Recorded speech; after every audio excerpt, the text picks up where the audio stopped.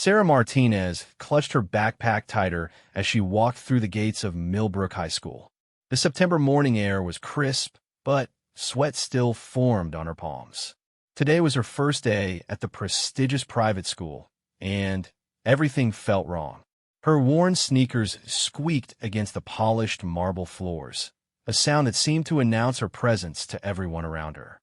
The scholarship that brought her here was a blessing, her mother called it, but Sarah wasn't so sure. Looking around at the other students with their designer clothes and perfect hair, she felt like an imposter. Her jeans were clean but faded, her backpack was functional but old, and her shoes were the same pair she'd worn for 2 years. They'd been white once, but now they were a grayish color that no amount of scrubbing could fix. "Did you see those shoes?" A voice whispered behind her. Sarah's stomach dropped. She didn't need to turn around to know they were talking about her. "Oh my God, where did she even get those?" "The thrift store," another voice added, followed by muffled giggles. Sarah's cheeks burned. She'd hoped maybe her shoes wouldn't be that noticeable, but apparently she was wrong. She quickened her pace toward her first class, trying to blend into the crowd of students moving through the hallway. The morning classes passed in a blur of introductions and syllabi. Sarah tried to focus on what the teachers were saying, but she couldn't shake the feeling that everyone was staring at her feet. During lunch, she found an empty table in the corner of the cafeteria and pulled out the sandwich her mother had packed for her. Around her, groups of students sat together, talking and laughing, but nobody approached her table. "Look at Scholarship Girl," a voice said from a nearby table. Sarah glanced over to see Madison Walker, a girl she recognized from her English class. Madison had perfectly styled blonde hair and was wearing a sweater that probably cost more than Sarah's mother made in a week. "I mean, I get that she's here on charity, but couldn't someone at least buy her proper shoes?" The girls around Madison laughed. Sarah felt her face grow hot with shame. She looked down at her sandwich, suddenly not hungry anymore. This was exactly what she'd been afraid of when she'd learned about the scholarship. She didn't belong here among these wealthy kids who'd never had to worry about money. "Maybe we should start a fund for her," Madison continued, her voice carrying across the cafeteria. "I mean, it's embarrassing for the whole school when students show up looking like that." Sarah's eyes filled with tears. She wanted to disappear, to run out of the cafeteria, and never come back. But she couldn't. This scholarship was her chance at a good education, her ticket to college, and a better future. She couldn't let some mean girls drive her away, no matter how much their words hurt. "That's enough." A deep voice cut through Madison's laughter. Sarah looked up to see a tall boy with dark hair and kind eyes standing near Madison's table. She recognized him from around school, but didn't know his name. He was wearing jeans and a simple t-shirt, nothing fancy, but he carried himself with quiet confidence. "Oh, hi, Jake," Madison said, her voice suddenly sweet. I heard what you were just doing," Jake interrupted. "And it's not okay." Madison's face flushed. "I was just pointing out that maybe the school should have some kind of dress code standards. Her clothes are fine," Jake said firmly. "What's not fine is bullying someone because they don't have as much money as you do." "I wasn't bullying anyone," Madison protested, but her voice had lost its confidence. "You're being cruel," Jake said. "And for what? Because her shoes aren't brand new? That's what matters to you." Sarah watched the exchange in amazement. Nobody had ever stood up for her like this before. She'd always had to fight her own battles, defend herself against kids who made fun of her secondhand clothes or packed lunches. But here was this boy she barely knew, taking on the most popular girl in school for her. Madison looked around the cafeteria, realizing that other students were now watching the confrontation. Her cheeks were bright red, and she clearly wasn't used to being called out like this. "Whatever," she muttered, turning away from Jake. "Come on, girls." She and her friends gathered their things and moved to another table, shooting dirty looks over their shoulders. Jake watched them go, then turned toward Sarah's table. She quickly looked down at her sandwich, pretending she hadn't been watching. "Hey," he said, approaching her table. "Mind if I sit?" Sarah looked up, surprised. Up close, she could see that his t-shirt was actually pretty worn too, and his jeans had a small tear near the knee. "You don't have to," she said quietly. "I know Madison and her friends are popular." Jake sat down anyway. "I don't care about that," he said. "I'm Jake, by the way. Jake Morrison." "Sarah Martinez," she replied, still not quite believing this was happening. "Nice to meet you, Sarah. And for what it's worth, there's nothing wrong with your shoes.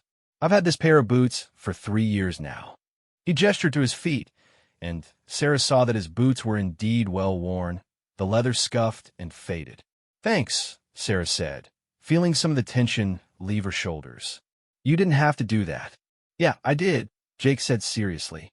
"Madison's been getting away with that kind of behavior for too long. Someone needed to call her out on it." They sat in comfortable silence for a moment, eating their lunches. Sarah snuck glances at Jake, trying to figure him out. He clearly wasn't one of the wealthy kids she'd expected to find at Millbrook. His clothes were simple and worn, his lunch was packed just like hers, and he didn't seem to care about the social hierarchies that everyone else seemed obsessed with. "So you're new here," Jake said. It wasn't a question. "Yeah, I got a scholarship," Sarah admitted. "Academic scholarship." "That's awesome," Jake said, and he seemed to mean it. This place could use more people who actually care about learning instead of just showing off their parents' money. Sarah smiled for the first time all day. "You don't seem to fit in with that crowd either." Jake laughed. "Definitely not. My dad works on the Morrison Ranch about 20 miles outside town. I'm only here because my grades were good enough to get me in, and my dad thought the education would be better than our local school." "Your dad a ranch hand?" Sarah asked, then immediately worried she'd been rude. "I mean, yeah, he is. Works for my uncle, actually. My uncle owns the ranch, but my dad does most of the day-to-day work. We live in a little house on the property." Jake didn't seem embarrassed by this at all, which Sarah found refreshing. Everyone else at this school seemed so concerned with their image. "That sounds nice," Sarah said honestly. "I live in town with my mom. She works 2 jobs to pay the bills." "What does she do?" "She's a secretary at the courthouse during the day, and she cleans offices at night," Sarah said. She'd never told anyone at school about her mother's jobs before, but something about Jake made her feel like she could be honest. "That's hard work," Jake said respectfully. "She must be really proud of you for getting this scholarship." "She is," Sarah said, smiling at the thought of her mother's reaction when the scholarship letter had arrived. She cried happy tears for about an hour. They continued talking as they finished their lunches, and Sarah found herself relaxing for the first time since she'd started at Millbrook. Jake asked about her classes and told her about some of the teachers she hadn't met yet. He didn't ask about her background or make her feel like she had to explain why she was there. He just treated her like a normal person, which was more than she could say for most of the other students she'd encountered. When the lunch period ended, Jake walked with her toward her next class. "Don't let Madison and her crew get to you," he said as they reached her classroom door. "They're not worth it." "Thanks," Sarah said. "Really, thank you for what you did back there." "Anytime," Jake said with a smile. "See you around, Sarah Martinez." As Sarah watched him walk down the hallway, she felt a flutter of hope in her chest. Maybe Millbrook wouldn't be so bad after all. Maybe there were other students here who cared about more than just money and status. Maybe she'd found a friend. The rest of the afternoon passed more smoothly.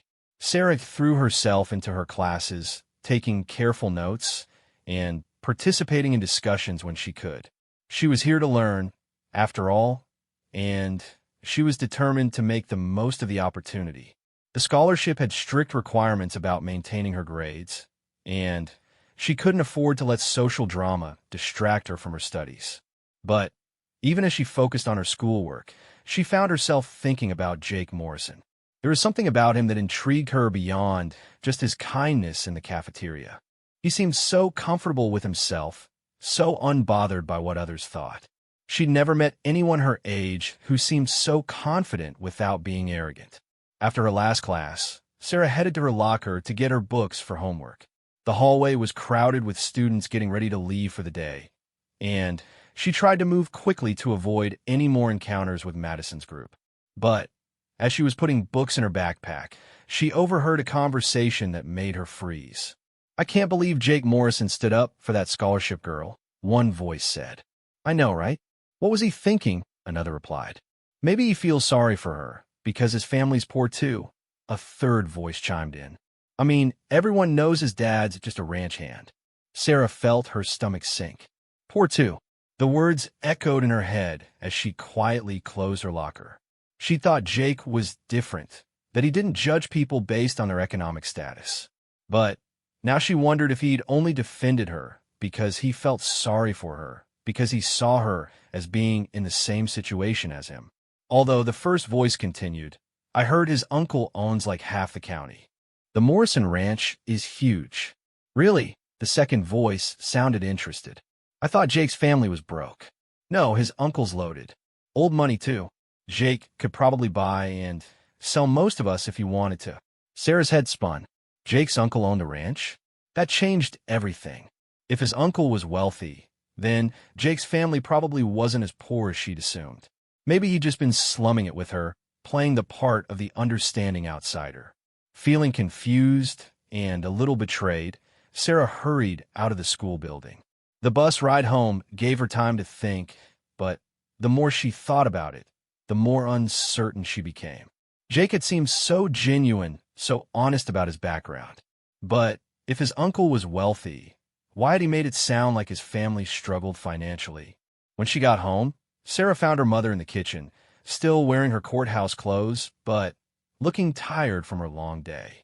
Maria Martinez had worked hard her whole life to provide for her daughter, and Sarah could see the wear of those years in the lines around her mother's eyes. How was your first day, Mija? Her mother asked, looking up from the bills she was sorting through. It was okay, Sarah said, not wanting to worry her mother with the details of Madison's cruelty or her confusion about Jake. Just okay. You worked so hard for that scholarship. Sarah sat down at the small kitchen table across from her mother. The classes are good. Really challenging. I think I'll learn a lot. What about the other students? Did you make any friends? Sarah hesitated. There was this one boy, Jake. He was nice to me. Her mother smiled. That's wonderful. It's important to have friends who support you. Mom, Sarah said carefully, what do you know about the Morrison Ranch? Her mother looked up from the bills, surprised by the question. The Morrison Ranch? It's a big operation outside town. Why do you ask? This boy, Jake, his last name is Morrison. He said his dad works there. Ah, her mother said, understanding. Old Frank Morrison owns that ranch. It's been in his family for generations. He's one of the wealthiest men in the county. Sarah felt her heart sink.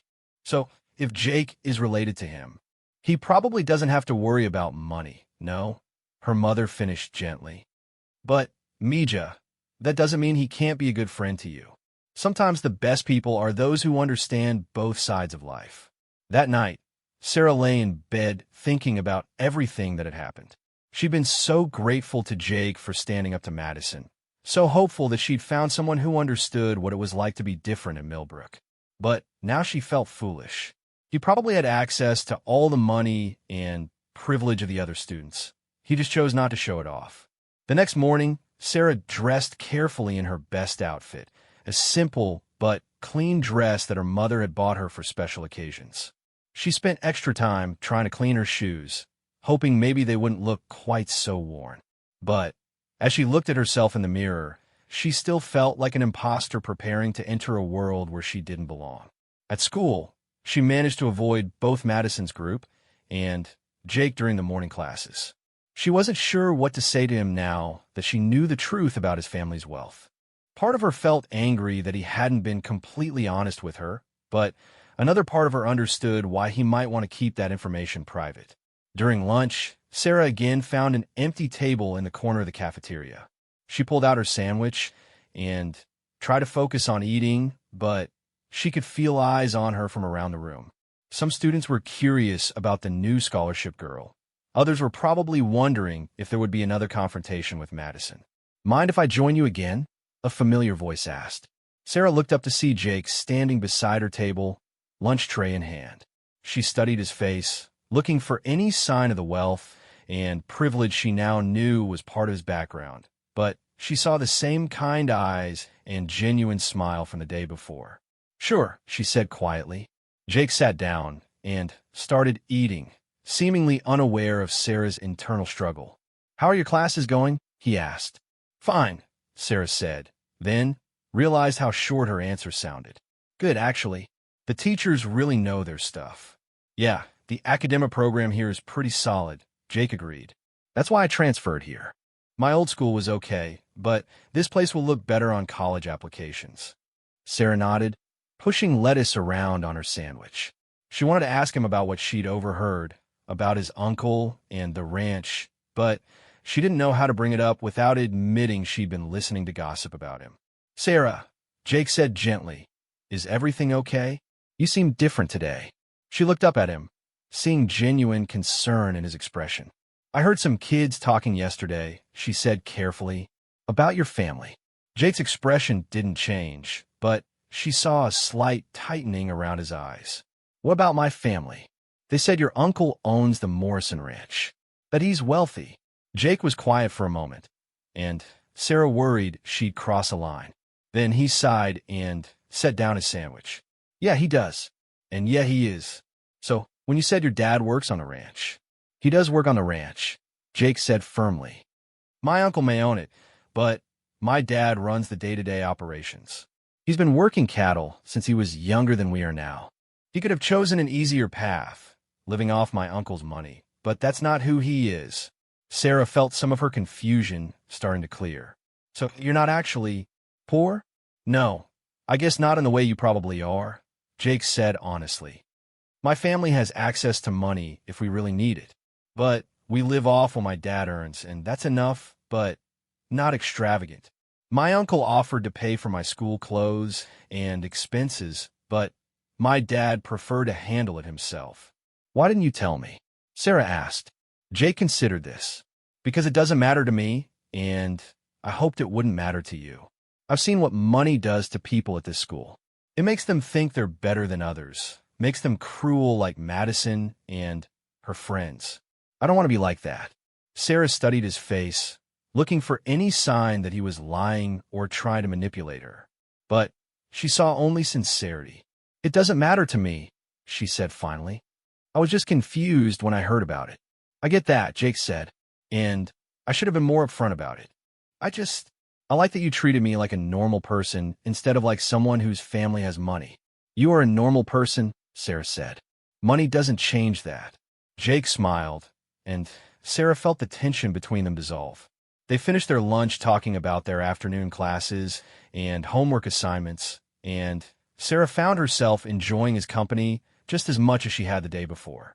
As they were cleaning up their lunch trays, Madison and her group approached their table. Sarah tensed, preparing for another confrontation, but Madison's approach seemed different today. Less aggressive, more calculated. Hi, Jake, Madison said sweetly, completely ignoring Sarah. I wanted to apologize for yesterday. I think there was a misunderstanding. No misunderstanding, Jake said calmly, standing up with his tray. You were being cruel, and I called you out on it. I wasn't trying to be cruel, Madison protested. I was just concerned about school standards. School standards? Jake repeated. What exactly do you mean by that? Madison glanced around, realizing that other students were listening to their conversation. Well, I just think that if students are going to represent Millbrook, they should look the part. And what part is that exactly? Jake's voice was getting colder. You know what I mean, Madison said, clearly frustrated that Jake wasn't backing down. No, I don't know what you mean. Explain it to me. Sarah watched the exchange with a mixture of admiration and anxiety. Jake wasn't letting Madison off the hook, but she was worried about what this confrontation might mean for both of them. Madison was popular and influential, and making an enemy of her could make their time at Millbrook much more difficult. Look, Madison said, changing tactics, maybe we got off on the wrong foot. Sarah, I'd like to apologize if I hurt your feelings yesterday. The apology sounded rehearsed and insincere, but Sarah could see that Madison was trying to salvage the situation in front of the growing audience of students. Okay, Sarah said simply, not trusting herself to say more. Great, Madison said with a fake smile. So we're all good here? We're good when you actually mean your apology, Jake said. And when you think before you speak in the future. Madison's smile faltered slightly, but she maintained her composure. Of course. See you around, Jake. She turned and walked away with her friends, but Sarah could see the anger in her rigid posture. That probably wasn't the wisest thing to do, Sarah said quietly as she and Jake left the cafeteria. Probably not, Jake agreed. But I'm tired of people like Madison thinking they can treat others badly without consequences. Sarah looked at him with new respect. Aren't you worried about making enemies? Jake shrugged. I'd rather have enemies who know where I stand than friends who expect me to compromise my values. As they walked to their next classes, Sarah thought about Jake's words. She'd spent so much of her life trying to blend in, to avoid conflict, to make herself small so she wouldn't be a target. But maybe Jake was right. Maybe it was better to stand up for what was right, even if it made things more difficult. That afternoon, as Sarah rode the bus home, she reflected on how much her perspective had changed in just 2 days. When she first walked into Millbrook, she felt like an outsider who would never belong. But Jake's friendship had shown her that belonging wasn't about having money or wearing the right clothes. It was about finding people who shared your values and treated you with respect. She still had her worn shoes, and she still felt the financial gap between herself and many of her classmates. But for the first time since starting at Millbrook, Sarah felt like she might actually have a place there after all. The weeks that followed Jake's confrontation with Madison brought unexpected changes to Sarah's life at Millbrook. Word had spread quickly about the exchange in the cafeteria, and students seemed to view her differently now. Some were more respectful, perhaps influenced by Jake's defense of her.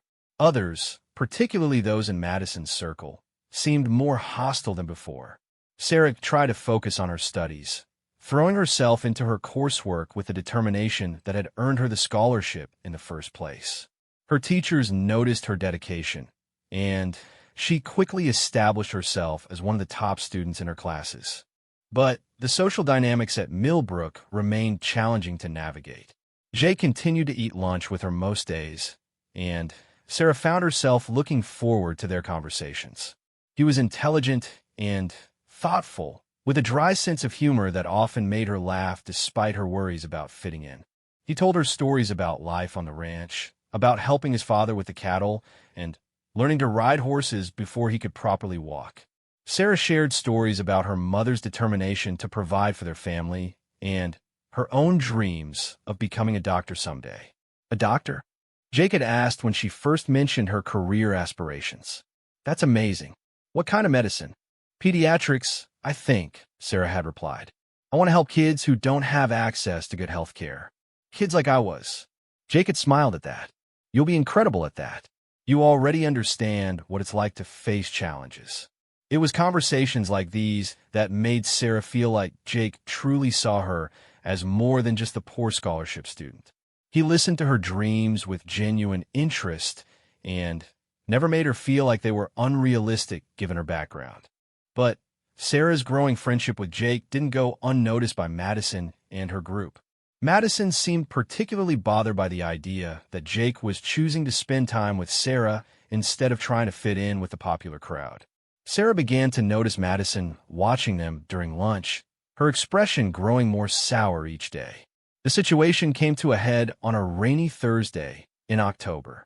Sarah was running late to lunch after staying to ask her chemistry teacher about a problem she'd been struggling with. When she finally made it to the cafeteria, she found Jake sitting alone at their usual table, his expression darker than she'd ever seen it. What's wrong? Sarah asked as she sat down with her lunch tray. Madison and her friends cornered me while I was getting my food, Jake said quietly. They had some very interesting things to say. Sarah felt her stomach drop. What kind of things? Jake looked directly at her. They told me some details about your family situation that I didn't know. Sarah's hands started to shake slightly. She'd been careful not to share too many specifics about her home life with Jake, not because she was ashamed, but because she didn't want his sympathy or pity. What did they tell you? They said your mother works as a cleaning lady at night, that you live in the Riverside Apartments, which is apparently not the best part of town. They mentioned that you buy your clothes at thrift stores, and that your father isn't in the picture. Jake's voice was careful, neutral. Sarah felt heat creep up her neck. All of those things were true, and Madison had clearly done her research. And Sarah asked, trying to keep her voice steady. And they suggested that maybe I didn't fully understand what kind of person I was associating with. Jake continued. They implied that you were using me, trying to climb the social ladder by befriending someone with family money. The words hit Sarah like a physical blow. She set down her sandwich, no longer hungry. I see. Sarah, Jake said gently, I need you to look at me. Reluctantly, Sarah raised her eyes to meet his. Do you really think I care where you live or where your mother works? He asked. I don't know, Sarah admitted. I mean, I hope you didn't, but Madison's not wrong about the facts. The facts she mentioned tell me that your mother is a hard worker who does what it takes to provide for her family, Jake said firmly. They tell me that you're resourceful and don't take things for granted. They tell me that you've had to be stronger and more resilient than most people our age.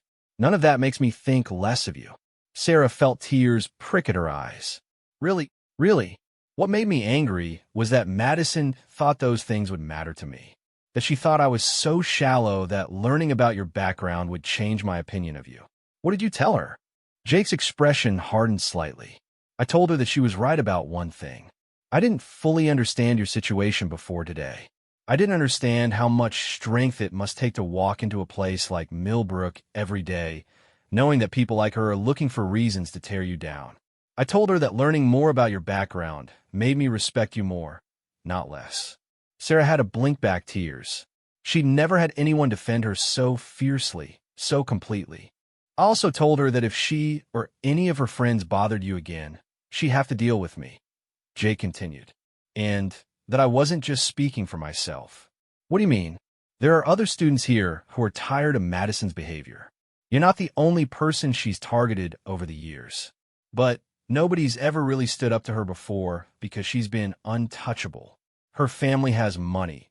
Her parents are on the school board, and the teachers generally ignore her behavior as long as she keeps her grades up.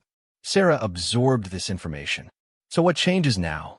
Now she knows that her actions have consequences, and other students are starting to pay attention. Jake leaned forward slightly. Sarah, you might not realize this, but you've become kind of a symbol around here. A symbol of what? Of someone who earned their place through merit instead of money. A lot of the other scholarship students have been watching how you handle yourself. And some of the regular students are starting to question why they've been tolerating Madison's behavior for so long. This was news to Sarah. She'd been so focused on trying to blend in and avoid conflict that she hadn't noticed any larger dynamics at play. I didn't ask to be anyone's symbol, she said quietly. I know, but sometimes that's how these things work. You're here because you're smart and you work hard. You don't apologize for who you are or where you come from. That's inspirational to people, whether you intended it to be or not. Sarah thought about this as they finished their lunch. She'd never considered that other students might be looking up to her or taking cues from how she handled the challenges at Millbrook. The idea was both flattering and terrifying. That afternoon, Sarah's perspective shifted again when she encountered Tom Bradley, a senior she'd seen around school but never spoken to.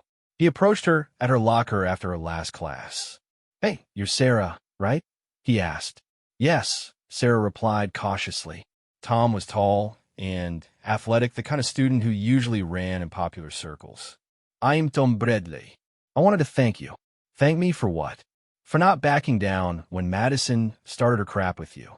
I've been watching that girl make other students miserable for 3 years, and nobody's ever really challenged her before. Sarah was surprised. I didn't really challenge her. Jake did that.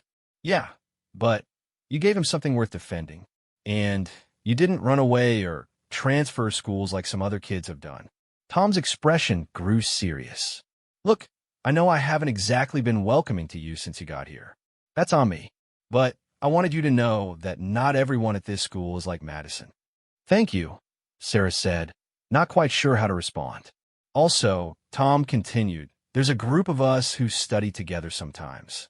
We're all taking AP classes, working toward college applications. You're welcome to join us if you want. I know your grades are excellent.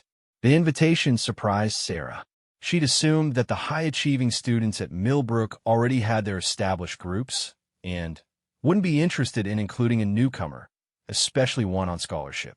"I'd like that," she said. "Thank you." Tom smiled. "Great. We meet in the library on Tuesdays and Thursdays after school. See you there." As Sarah watched Tom walk away, she realized that Jake had been right. Her presence at Millbrook was creating ripple effects she hadn't anticipated. Students who had been neutral or even slightly hostile were starting to approach her with respect, if not friendship. That evening, Sarah told her mother about the day's events over dinner. Maria Martinez listened carefully as her daughter described the confrontation with Madison and the unexpected invitation from Tom. "Mija," her mother said when Sarah finished, "it sounds like you're finding your place at this school." "I think maybe I am," Sarah agreed. "But it's not what I expected." "What do you mean?" Sarah considered how to explain. "I thought fitting in would mean becoming invisible, not making waves. But it seems like the only way to really belong is to be authentic, even if that means standing out." Her mother smiled. "That's a very wise observation. And it sounds like this Jake is a good influence on you." "He is," Sarah said. "I'm lucky to have him as a friend." "Just a friend?" her mother asked with a knowing look. Sarah felt herself blush. "Mom, I'm just asking. He sounds like a very special young man." The truth was, Sarah had been trying not to think too much about her feelings for Jake. She cared about him deeply, and she thought he might care about her too, but the difference in their family situation still worried her. Even knowing that he wasn't as wealthy as some of his classmates, there was still a significant gap between his family's resources and hers. The next day brought another surprise. Sarah arrived at school to find a small group of students gathered around her locker. For a moment, she worried that something bad had happened, but as she got closer, she realized they were waiting for her. Sarah called Jessica Chun, a girl from her calculus class. "We wanted to talk to you about something." "What about?" Sarah asked, approaching the group cautiously. "We're starting a tutoring program," explained Marcus Washington, another student she recognized. "Peer-to-peer tutoring for students who are struggling with their coursework." "That sounds great," Sarah said, "but what does it have to do with me?" "We want you to help us run it," Jessica said. "Your grades are some of the best in our class, and you understand what it's like to have to work hard for everything. We think you'd be great at helping other students." Sarah was touched by the invitation. "I'd love to help, but I'm not sure I have time. I work pretty hard to keep up with my own classes." "It would just be a couple of hours a week," Marcus assured her, "and it would look great on college applications." "Plus," Jessica added, "the school is offering a small stipend for student tutors. It's not much, but it's something." The mention of money made Sarah's ears perk up. Even a small amount would help her mother with expenses and might allow Sarah to buy some new clothes or school supplies. "When do you meet?" Sarah asked. "Wednesday afternoons and Saturday mornings," Marcus replied. "The first session is next Wednesday. Want to come check it out?" "Yes, I think I would," Sarah said. "Thank you for thinking of me." As the group dispersed, Sarah felt a warm glow of satisfaction. These students had sought her out specifically because they valued her academic abilities and her perspective. It was a far cry from the isolation she'd felt during her first days at Millbrook. At lunch, she told Jake about the tutoring opportunity. He was enthusiastic about the idea. "That's perfect for you," he said.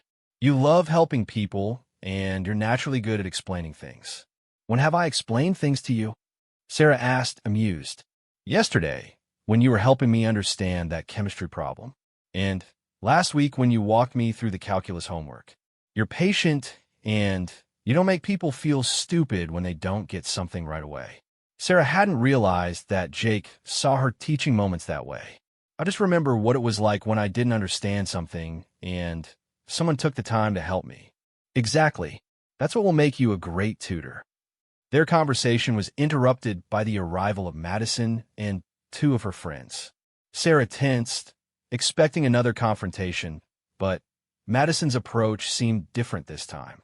"Sarah," Madison said, her voice carefully neutral, "could I talk to you for a minute?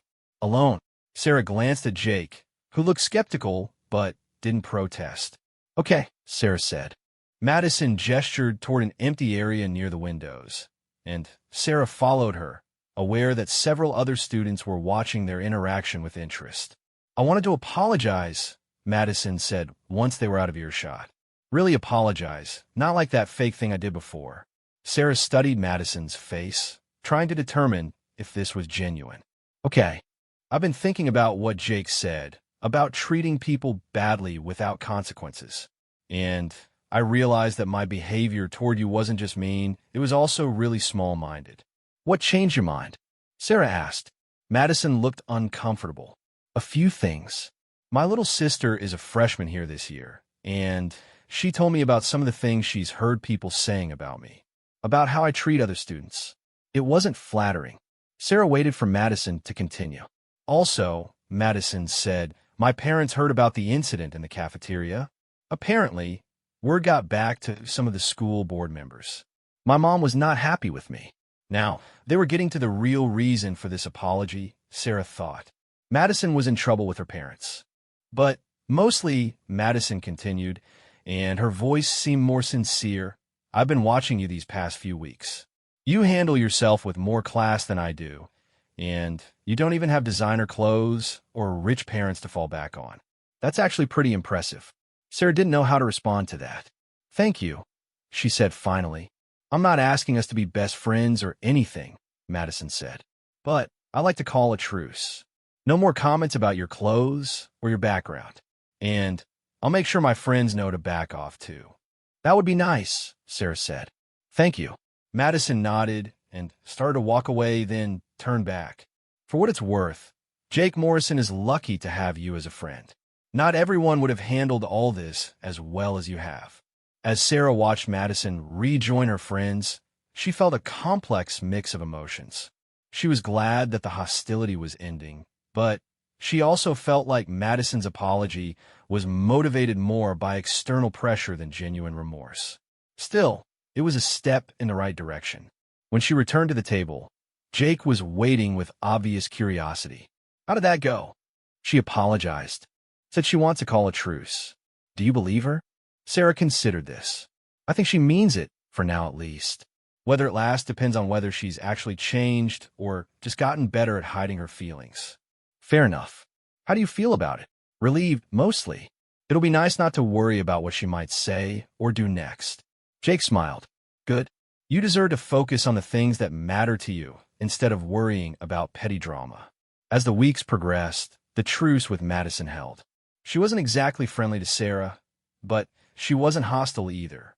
Her friends followed her lead, creating a much more comfortable environment for Sarah at school. The tutoring program launched successfully, and Sarah found that she loved working with struggling students. Many of them were dealing with challenges similar to her own, feeling intimidated by the academic and social pressures at Millbrook. Sarah was able to help them not just with their coursework, but also with strategies for managing stress and building confidence. Her friendship with Jake continued to deepen. They studied together regularly, spent time talking about their future plans, and Sarah found herself looking forward to seeing him every day. She was fairly certain that her feelings for him had grown beyond friendship, but she wasn't sure if he felt the same way or if she should risk changing the dynamic between them. One afternoon in late October, Jake invited Sarah to visit the Morrison Ranch. "My dad wants to meet you," he explained. "I've told him a lot about you." Sarah was nervous about the invitation, but also curious. She'd heard so much about Jake's life on the ranch, and she wanted to see the place that had shaped him into the person she'd come to care about so deeply. "I'd love to meet him," she said, "and I'd love to see the ranch." As they made plans for the visit, Sarah felt like another chapter of her Millbrook story was about to begin. She'd survived the initial challenges of fitting into an unfamiliar environment, found her academic footing, and built meaningful friendships.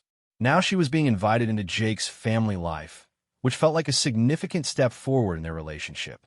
Little did she know that the visit to the Morrison Ranch would bring revelations that would change everything she thought she understood about Jake's family and her place in his world.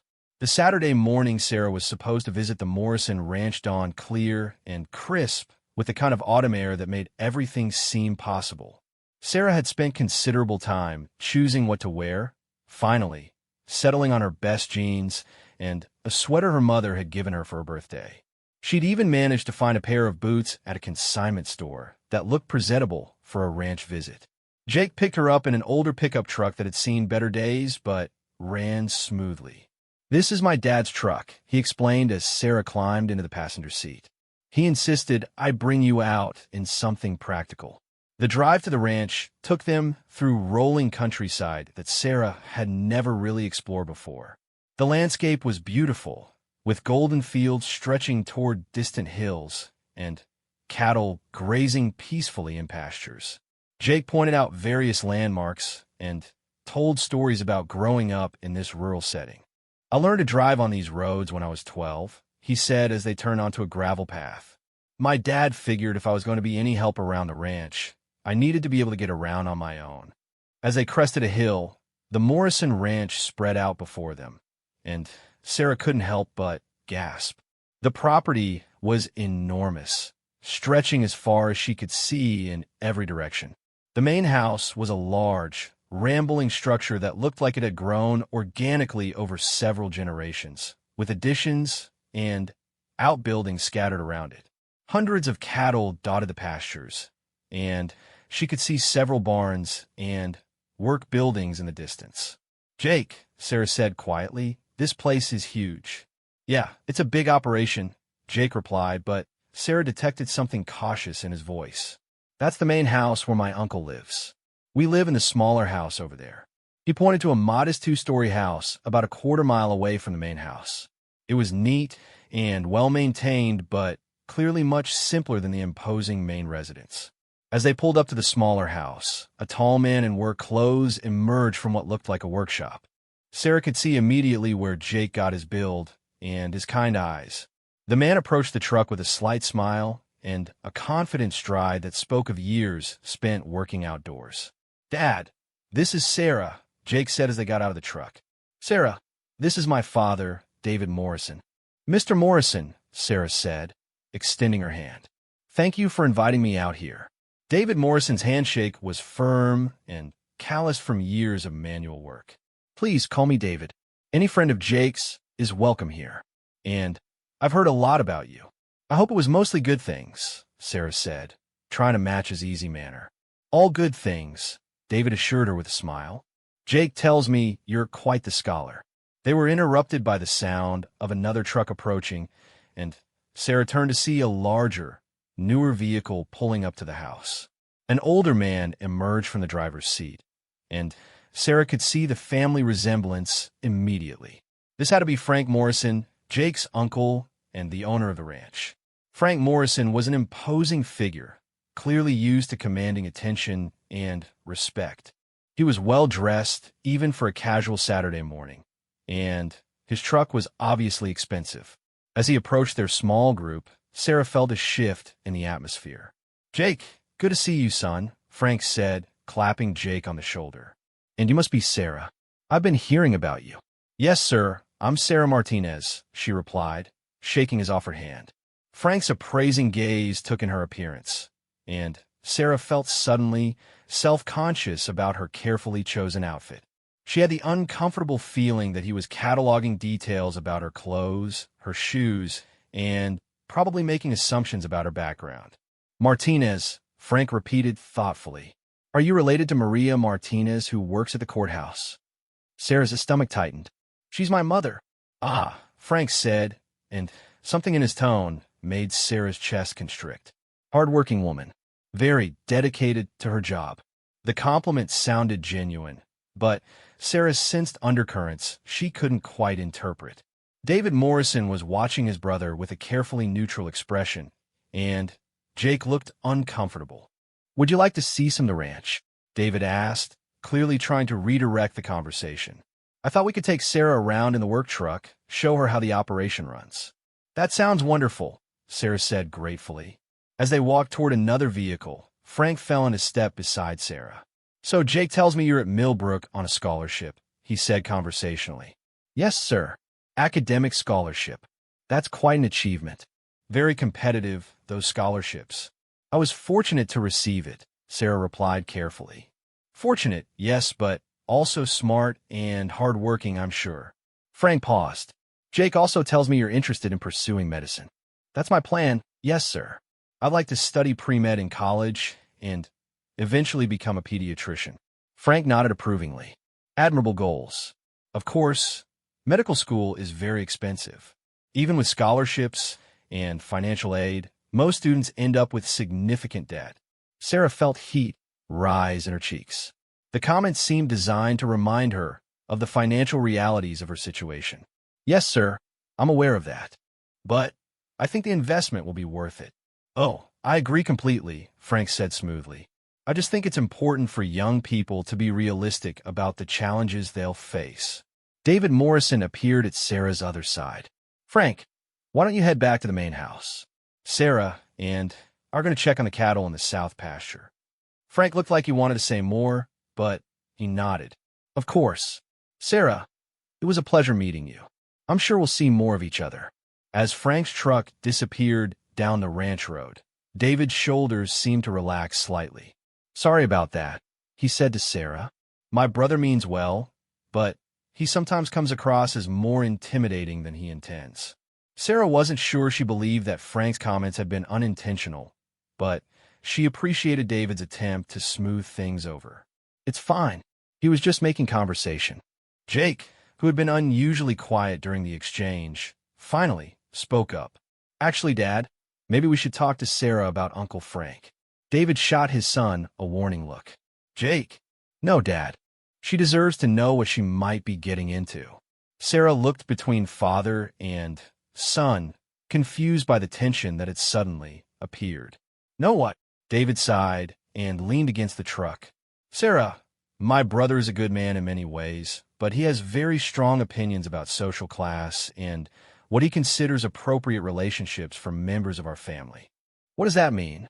Sarah asked, though she was beginning to suspect she knew. Jake stepped closer to Sarah.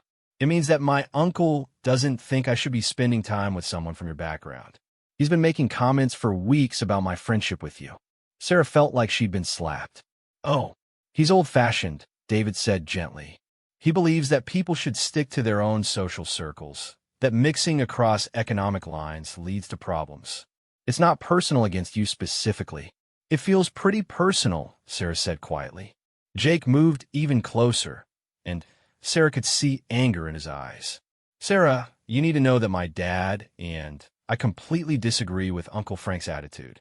Your background doesn't matter to us at all. But it matters to him, Sarah said. And he owns this ranch. He probably has significant influence over your family. David and Jake exchanged glances. That's true, David admitted. Frank has always been the head of the family since our parents died. He's been generous with his support over the years. But that doesn't mean we have to agree with all of his opinions, Jake said firmly. Sarah felt a familiar, sinking feeling in her stomach. This was exactly the kind of situation she'd been afraid of when she first learned about Jake's family connections. No matter how much Jake and his father accepted her, she would always be seen as an outsider by the person who held the most power in their family. Maybe I should go home, Sarah said quietly. No, Jake said immediately. Please don't let Uncle Frank chase you away. I want you to see the ranch, meet my dad properly. Don't let one person's narrow-mindedness ruin this.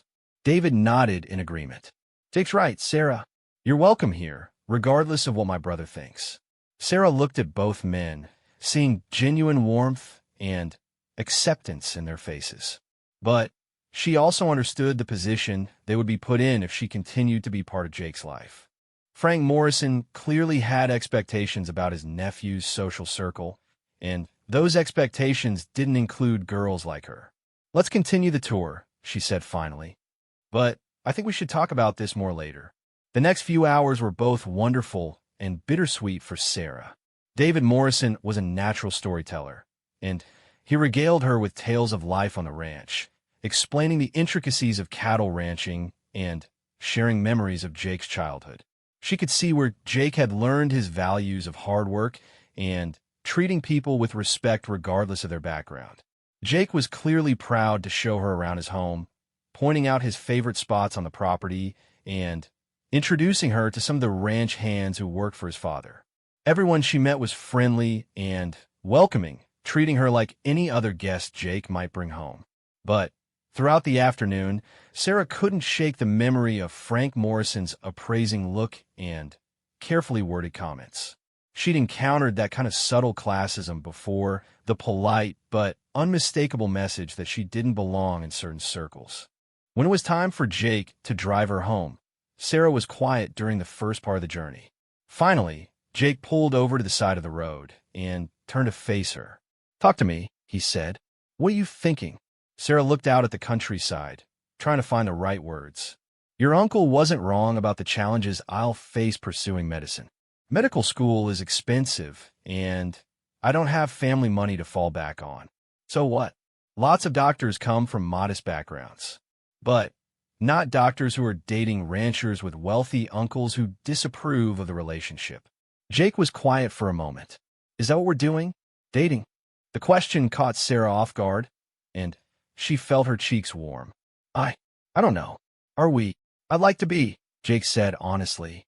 "I've been thinking about asking you out officially for weeks now, but I want to make sure you felt the same way." Sarah's heart raced. "I do feel the same way. But, Jake, your uncle's reaction today made me realize how complicated this could get." "Only if we let it get complicated," Jake said. "Sarah, I don't care what my uncle thinks about your background. I care about who you are, how you make me feel, what kind of person you are. Everything else is just noise." But it's not just noise to him, and he has influence over your family. Jake reached over and took her hand. "My dad likes you. He told me so while you were looking at the horses. He said you're exactly the kind of person he'd hoped I'd meet at Millbrook. Smart, genuine, hardworking. And your uncle? My uncle will have to get used to the idea that I make my own decisions about who I spend time with." Sarah wanted to believe it could be that simple, but her experience had taught her that family dynamics were rarely straightforward, especially when money and social status were involved. "What if he makes things difficult for you? For your dad?" Jay considered this. "He might. Uncle Frank is used to getting his way, and he's not above using financial pressure to influence people's decisions. But, Sarah, if I let him control who I can care about, where does it end? Do I let him choose my college, my career, who I marry?" The mention of marriage made Sarah's pulse quicken, even though she knew Jake was speaking hypothetically. "I don't want to cause problems in your family," she said. "You're not causing problems. Uncle Frank's narrow-minded attitudes are causing problems. There's a difference." They sat in silence for a few minutes, holding hands and watching the sun begin to set over the fields. Finally, Sarah spoke again. "If we're going to try this, really try this, we need to be honest with each other about what we might face." "Agreed. Your uncle isn't the only one who might have opinions about us being together. Some of my friends and family might think I'm reaching above my station, try to improve my social status by dating you." Jake squeezed her hand. "What do you think? I think I care about you because you're kind and funny and you see the best in people. I think you defended me when nobody else would, and you treat me like I'm worth something. I think you make me feel like I can accomplish anything I set my mind to." Jake smiled. "That's exactly how you make me feel, too. So what do? We try," Jake said simply. "We take things one day at a time. We communicate with each other, and we don't let other people's expectations define our relationship." Sarah looked at Jake's earnest face and made her decision. "Okay, let's try." Jake leaned over and kissed her gently, and Sarah felt like her heart might burst with happiness and hope and terrifying vulnerability all at once.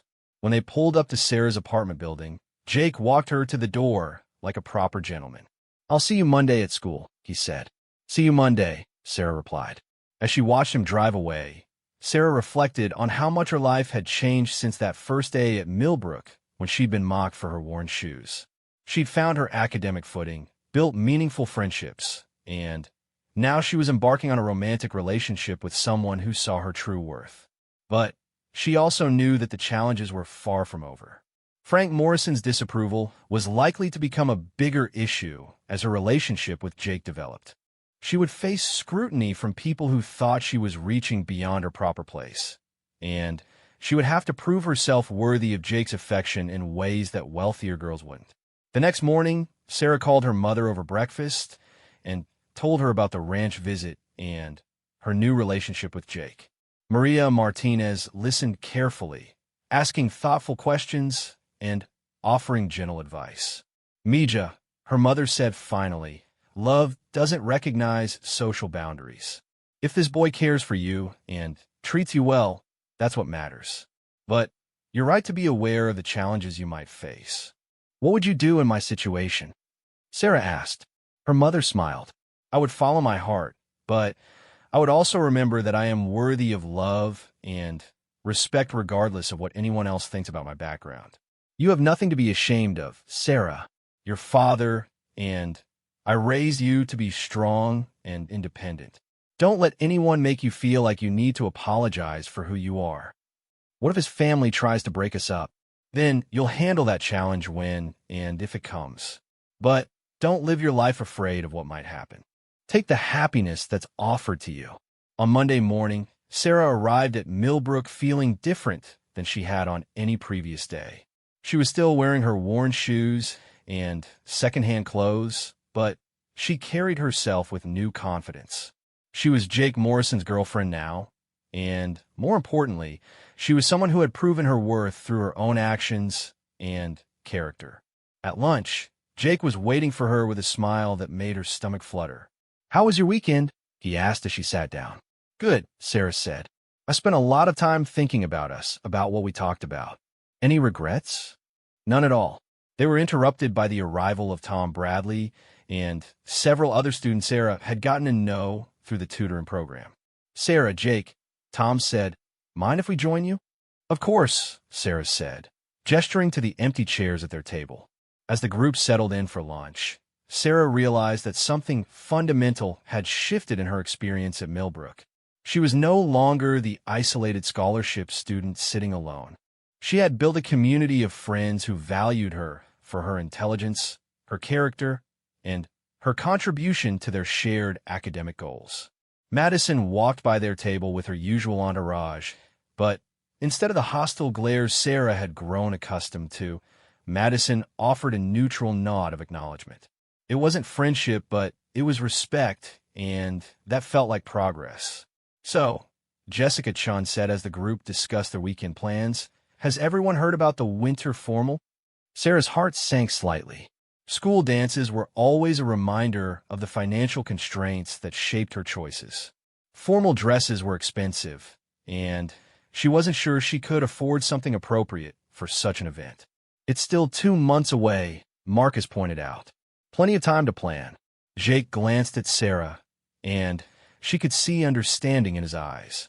He knew her well enough by now to anticipate her concerns about formal events. "Sarah," he said quietly as the others continued discussing the dance, "would you like to go with me?" "I'd love to," Sarah said honestly, "but I need to think about whether I can make it work financially." "We'll figure it out," Jake said. "There are lots of ways to make formal events more affordable. And if necessary, I have some money saved up." "I can't let you pay for my dress," Sarah protested. "We'll cross that bridge when we come to it," Jake said. "The important thing is that I want to go with you, and I hope you want to go with me." Sarah looked around the table at her friends, who were still chatting enthusiastically about the upcoming dance. 6 months ago, she never would have imagined herself as part of such a group, discussing formal dances and college applications and weekend plans. But here she was no longer the outsider looking in. "Yes," she said to Jake, "I want to go with you." As the weeks passed, Sarah continued to thrive at Millbrook. Her grades remained excellent, her tutoring work was going well, and her relationship with Jake grew stronger.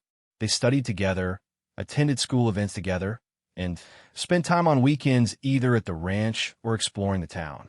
Frank Morrison continued to be politely distant whenever Sarah visited the ranch, but he stopped making pointed comments about her background.